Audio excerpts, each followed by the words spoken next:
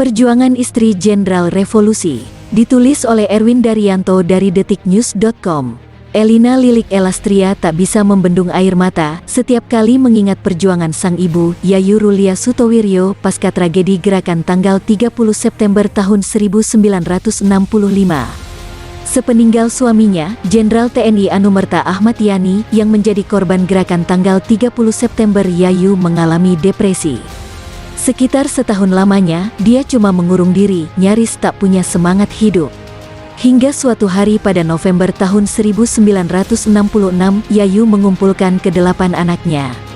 Bapak pernah bilang sama ibu, lewat mimpi, bahwa ibu harus kuat. Kata Juwik mengulang pernyataan Yayu saat berbincang dengan Detikcom, Jumat tanggal 29 September tahun 2017.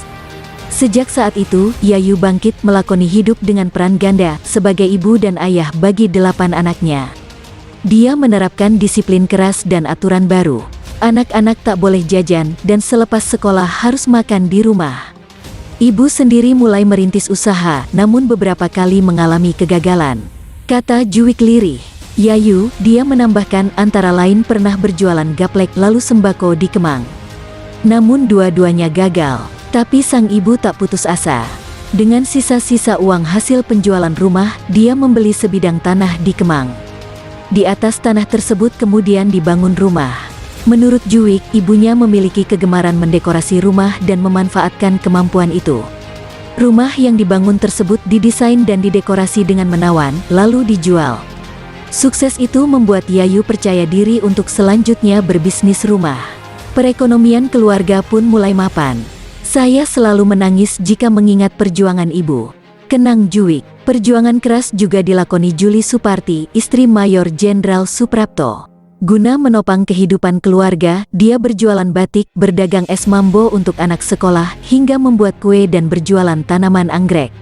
Istri Maijen MT Haryono juga berjualan kue dan bunga anggrek dari kebun yang biasa dirawat Haryono kala masih bugar. Selain itu, dia menyewakan paviliun rumahnya kepada orang asing.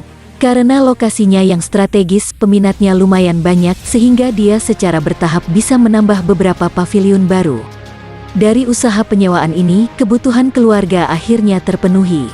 Bahkan kami pun mendapatkan kesempatan mengenyam pendidikan ke mancanegara. Tutur putra-putri Maijen Haryono dalam buku Kunang-Kunang Kebenaran di Langit Malam. Lain lagi dengan istri mendiang Brigjen Panjaitan. Sebagai ibu sekaligus bapak rumah tangga, ia menyiasatinya dengan membeli bas kota dan kemudian disewakan. Dari uang yang terkumpul, dia menggunakannya untuk membangun rumah, lalu disewakan kepada orang asing.